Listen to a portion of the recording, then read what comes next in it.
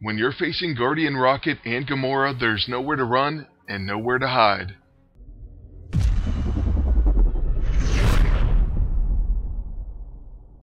What is up, YouTube? It's Kingfisher745, and in this video we're going to team up the Guardian movie alts for both Rocket and Gamora. This means that they'll both have guaranteed hits and guaranteed crits. I have to admit it's a pretty fun team, and it's only going to get that much better once you get the Guardian insignia. I'll be picking up mine as soon as we finish Groot Simulator, which I assume will come out later this week. Now the first match is already underway, and I have to say, unfortunately, this is pretty much the only team I face, that is, whenever I do rated matches. So hopefully when we do a few practice we can get a different team up. Now with Gamora, her demoralizing shout can really come in handy against this team, especially because of Despair. Most Pestilence Beast teams have their agent load up on healing items, so that's going to cut that right out. On my agent I was trying something different. I went with the Scrapper Empowered Armor, the Bleak Harvest, and the Splinter of Night. It doesn't work out quite like I hoped, but I am going to try to use the Splinter of Night, and then a Rocket team up with someone like Doctor Strange. Dr. Voodoo, Ghost Rider, and Nico are also possibilities. But anyways, that's for a future video. As for this fight, we do have Pyrophoric on all the enemies, so what we're going to do is start using Blam. With the Ionizing Augmented ISO 8, we also place Radiation Exposure on the enemies. All of this damage is really going to start adding up, especially when you're going to get guaranteed hits and, most importantly, crits from the Blam. Before you know it, Rocket Racoon can start taking down even the most resilient teams. Slowly but surely their health starts disappearing. We're even going to finish off the enemy agent with these final shots. And now that we've also hurt Red Hulk, we're going to take him into execute range, and Gamora will easily finish him off. I have to say her execute is really vicious and can do an incredible amount of damage, especially when you consider it has Fatal Blow. Then on my agent's turn I'm going to use the Splinter of Night, and we'll attack Beast. The cool thing about this weapon is you can get guaranteed follow-up attacks if the enemy has Dark Void. I figured that could work pretty well with Rocket Racoon, and then he would also follow up with Blam. It doesn't quite work out in any of these matches, but certainly with someone like Dr. Voodoo or Doctor Strange it should definitely work. Okay, so there goes a Pestilence Beast and Red Hulk team down. Now for this next one we did find a different team up. It's using Mighty Thor and Ares. This is something I may have never seen before, and if I have, it was definitely a long time ago. With Rocket I started by using Blam Blam Blam, but the opponents unfortunately have Mystic Shroud. What this means is on our agent's turn I'm going to have to use the Blackest Void, and that way at least Gamora can use her demoralizing shout. Also, I'm not sure if I want to use Neurotrope just yet, because the enemy agent will probably use Blackest Void himself. So let's just go ahead and hold off on that one. Next up is going to be the enemy agent, and he's using the Safeguard Infiltrator suit. Plus he's using a protect weapon, the Orfrost Mace, and he apparently has the Savage Spear. Next up is Guardian Gamora, and I will be using her level 2. This ability can come in very handy, especially if that cower procs. Despair is also guaranteed, but unfortunately Doom is only a 50% chance. Next up is going to be the enemy Thor, and he does get hit with that cower proc, so that means he can't do any attack. Now let's try Blam Blam Blam again now that they no longer have Mystic Shroud. That's much better, and now we're ready to go to town with some Blams. Cower also pops up on Ares, but unfortunately that was on his quick action, and he still got to do one attack. This round I am going to use the Neurotrope, and then since we have a bunch of debuffs, I'm going to use the Light Fantastic. It was definitely a tough decision between that and the Scroll, but I decided to gamble, and it was just kind of due to a gut feeling. And our gamble really does pay off because the enemy agent is going to actually attack mine with the Mystic. It's about time that the AI messed up. They've been playing better against us lately.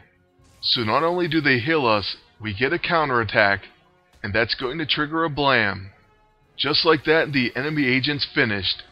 Now on Gamora's turn I'm going to use a Whirlwind, and that will proc Doom on Ares, so he's going to take a decent hit from that. However, the enemy Scrapper Thor is now going to get a follow-up attack, and he goes after my agent, So once he hits us with that empowering strike, he does knock out our agent. Luckily, this leaves Rocket to do what he does best. That's whittle down the opponent's health.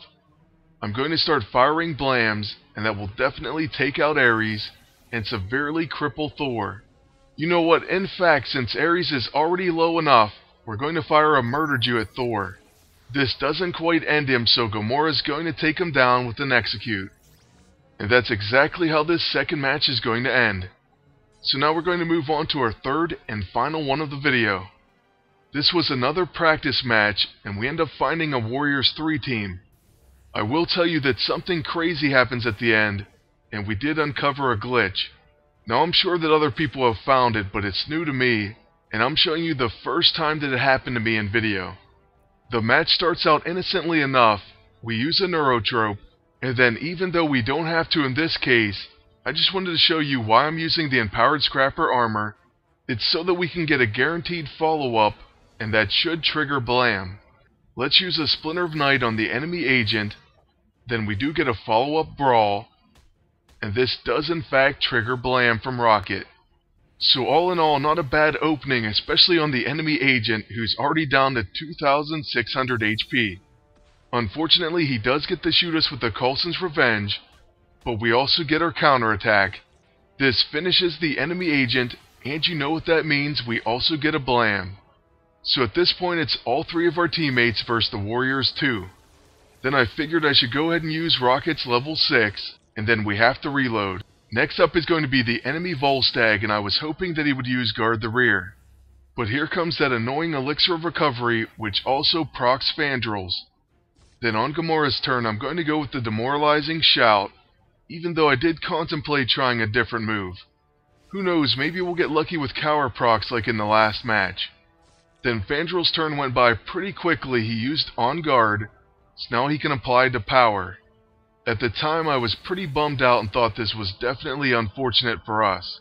After using the Light Fantastic, I then figured, well, I can't put any debuffs on the enemies with Rocket, so I wasn't quite sure what to do, and I just use a Blam Blam Blam, and then figured I'll build up ammo cells, and maybe we'll even pull off our level 9.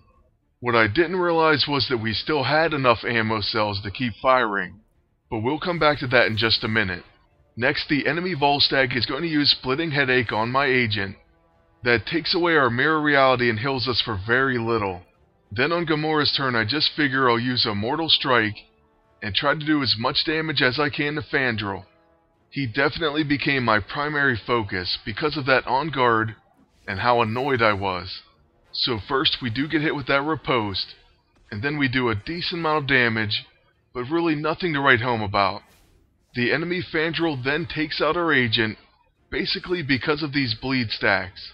At this point I was actually starting to get worried, even though this is a practice match, and it wouldn't cost any rating. I thought what we should do with Rocket is try to do as much damage as we can to Fandrel, and in order to do that we'll use a Murder Jew. Then I saw that we could use it again, so I fire it a second time. And at this point I realize our ammo isn't being depleted, and we can fire this over and over again until we win. Now ordinarily this would be something that I would think was pretty sketchy, but like I said, it is in a practice match, so I didn't take any rating from this agent. Basically what happened was, I assume because of the changes to Rocket, since he got depowered, he no longer takes ammo cell loss. Now you can let me know if this happened before the changes, but I never experienced it. But anyways, the depower apparently triggered this, and it lets you fire infinitely. So yeah, I figured I should continue to record it, and then the devs can take a look at it, and hopefully fix it. Plus while they're at it, hopefully they can fix the 12% of a plan proc on Rocket. But anyways, that's going to be it for this team up of the Guardian movie alts, Gamora and Rocket Racoon. I would like to thank you all for watching, and ask you to please like, comment, and subscribe. And until next time, good luck, and take care.